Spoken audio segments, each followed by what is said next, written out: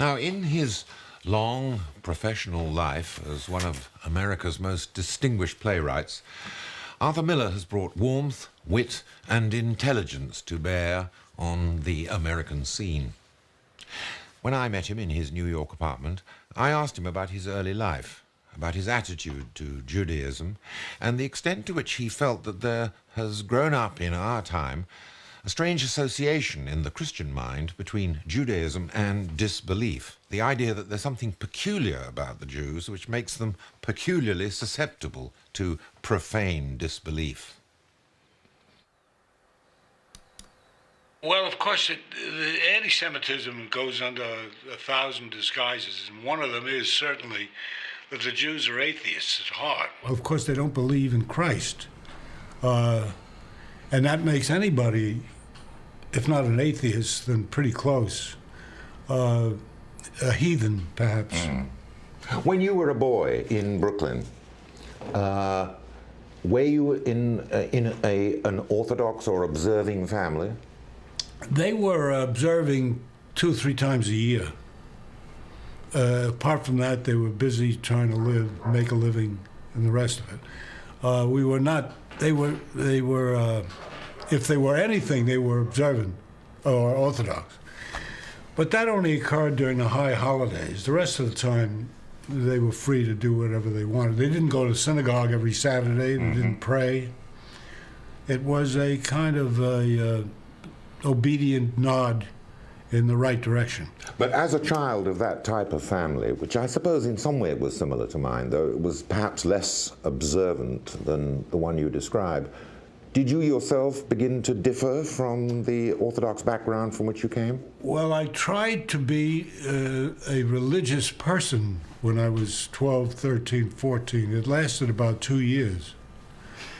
And then it simply vanished. I simply laid down one evening to go to sleep and woke up the next day and it wasn't there anymore.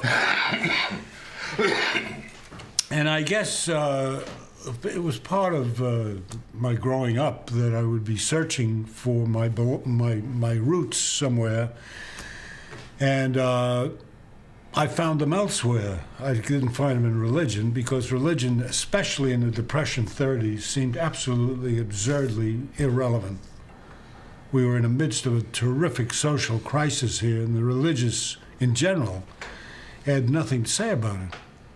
But were there other reasons apart from the political irrelevance of religion? Did you have, as it were, other reasons, say, sort of rational reasons for thinking? Of course, I no longer could believe.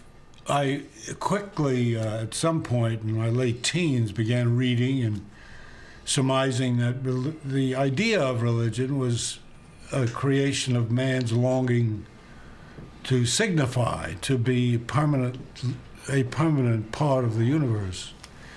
And as I've grown older, I have to respect some of the religious people, because some of them, as you know, during the struggles we've had, have been terrific. And they've been motivated by religious principle in many cases. And therefore I don't dismiss the whole thing by any means. But myself personally, I don't have the talent to believe. That's the way I look at it. I simply haven't got. I keep seeing my grandfather instead of God. And it doesn't work anymore. But philosophically, if I can use that word, it just seems to me so patent that what man has done is to project himself into the heavens, where he can be all-powerful, as he's not here, and moral, and decent, and vengeful, and all the things he's not allowed to do on the earth, and to don that white garment and the beard, and be what he wished in his dreams he could be. And I can't get past that. These childhood memories prompted another thought about the extent to which religious skepticism amongst certain Jews was associated with left-wing sympathies. So I asked Arthur Miller if he thought that this supposed association had any part to play in the development of 20th century anti-Semitism. There is an undoubtedly close relationship between Jews and the left, and also a sort of a trio of beliefs: disbelief in God, Judaism, and an affiliation with the very political movements which might have to be the ones which are recruited in order to bring about a solution to the problems that you've described. Yeah. Now, so why do you think there is this relationship? For one thing, the Jews felt that was a different period than now in one respect. The anti-Semitism in the United States was rampant. It was open. For example, many people had to go to Europe to become doctors. Mm-hmm. They weren't admitted to Columbia University, to almost all American universities had a quota on Jews, and it was very small. There was the largest radio audience in the United States was for a man who was quoting Goebbels all the time. This was Father Kálin. Mm. He had the largest audience, excepting for FDR. He was saying how wonderfully the Nazis had dealt with unemployment, how fine it was that they were defending their racial purity. This from a Catholic priest. I remember walking down the street in Brooklyn one day, a hot day in the middle of July, and all the windows were open. And I think it was on a Sunday afternoon, and from one house after another, you could hear that voice. And it was a sneering, raucous. He was a real rabble-rouser. He blamed the Jews for the Depression. Mm-hmm. That was the fundamental thing, that the money lenders had been thrown out of the temple, but they were back in. And they controlled the currency, they controlled the big corporations, they controlled everything, secretly. They were the secret demon underlying the troubles of the state. I was a worker in those days. I was out driving trucks and the rest of it, and you could cut it with a knife. It was brutal, and it was open. There was no question about it. So Jews were already positioned vis-a-vis the society as being, they weren't being killed, they were simply being gently and firmly kept out of the mainstream. No big corporation had Jewish executives. It was unheard of. So one understood what persecution might be, and therefore you were driven to the left, because the right was not interested in these problems, nor were most liberals. It was too dangerous. After all, a shipload of Jews from Germany arrived in New York Harbor and was not permitted to land. And these were not impoverished, desperate people. You know, these were middle-class people to have had the money to make this trip and to pick up all their stuff and move out of Germany. And they were sent back. It was called, the name of the ship was the St. Louis. And then they went from here to Cuba, where, from the studies I've read, the Americans did not want the Cuban government, which was then a dictatorship of the right, to let them in, lest it show up what we had done and reveal the cruelty of what we had done.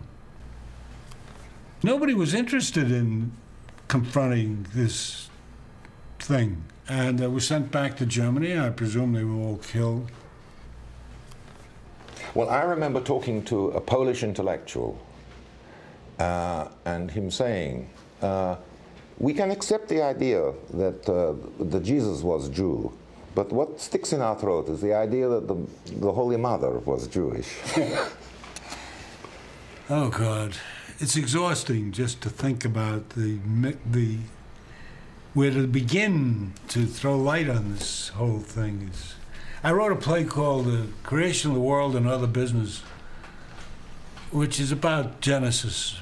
And I didn't mean to, but I got involved with the Bible in a way that I'd never had before.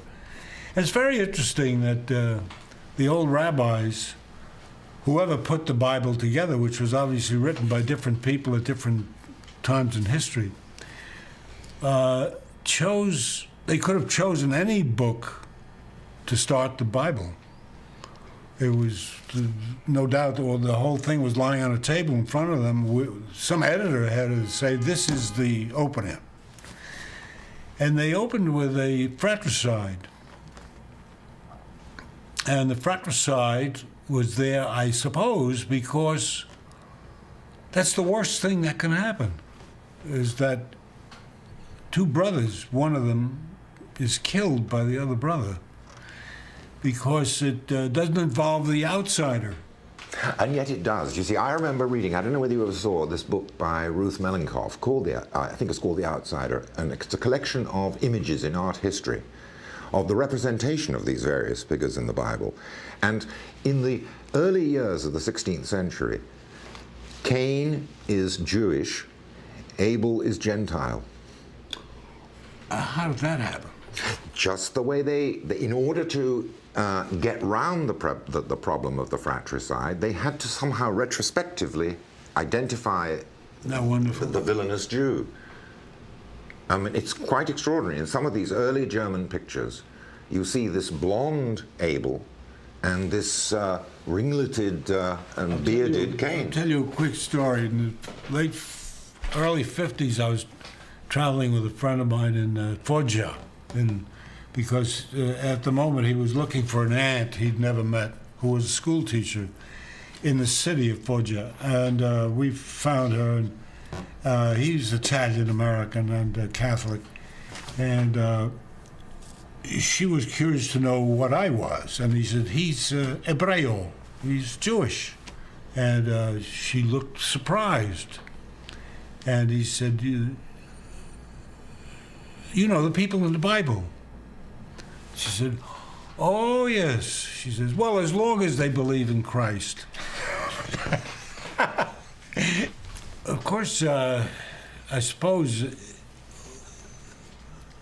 it's inevitable that, and will always be there to some degree, that one's own group being most familiar is less dangerous than an out group, which is always menacing because it's strange.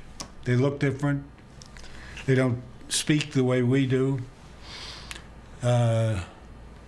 They break the boiled egg on the narrow end instead of the broad end. This is going to go on forever, but when politicians seize upon these differences or these apprehensions, particularly the religious differences, and when they make religious differences the center of the political program, that's when the end is nigh.